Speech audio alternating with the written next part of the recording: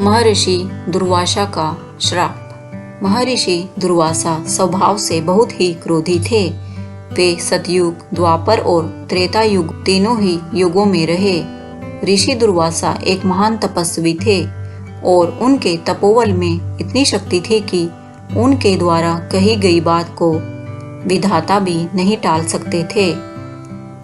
एक बार की बात है, जब शिवजी के विवाह का निमंत्रण मिलने पर माता अनुसुईया दुर्वासा जी के साथ कैलाश पर गई, जहां उन्हें महर्षि दुर्वासा के साथ देख नारद मुनि ने सती अनुसुईया से कहा कि आप दुर्वासा जी के साथ आई हैं, कहीं ये अपने क्रोध के कारण कोई अनिष्ट ना कर दें। इस पर सती अनुसुईया ने कहा, कैसी बात कर रहे हैं मुनिवर, दुर्वासा भगवान भोले के अनन्य भक्त हैं और वे ऐसा कुछ भी नहीं करेंगे जिससे किसी को कुछ भी परेशानी हो।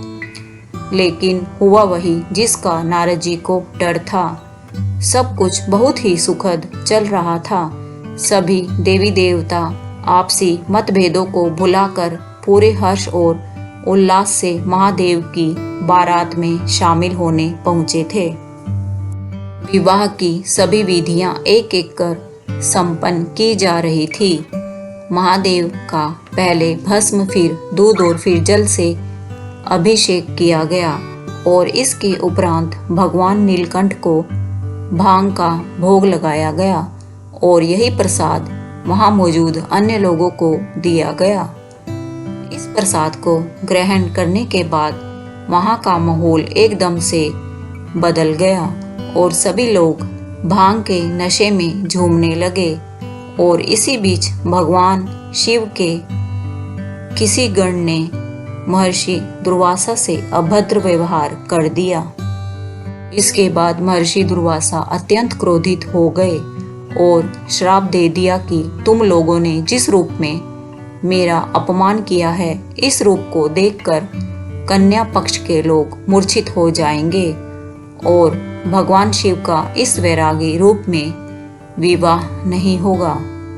तब देव ऋषि नारद ने उन्हें इस श्राप का एहसास करवाया।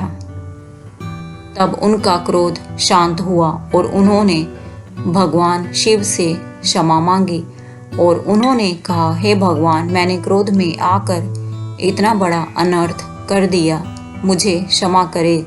हे दीनदयाल, मुझे क्षमा करे।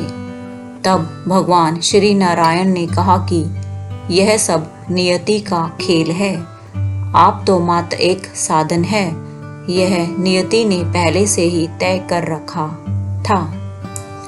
दोस्तों, कमेंट करके बताएं आपको आज की कहानी कैसी लगी। दोस्तों, अगर आपने अभी तक यह चैनल सब्सक्राइब नहीं किया है तो इसे सब्सक्राइब करके मेरी YouTube फैमिली का सदस्य बन जाएं।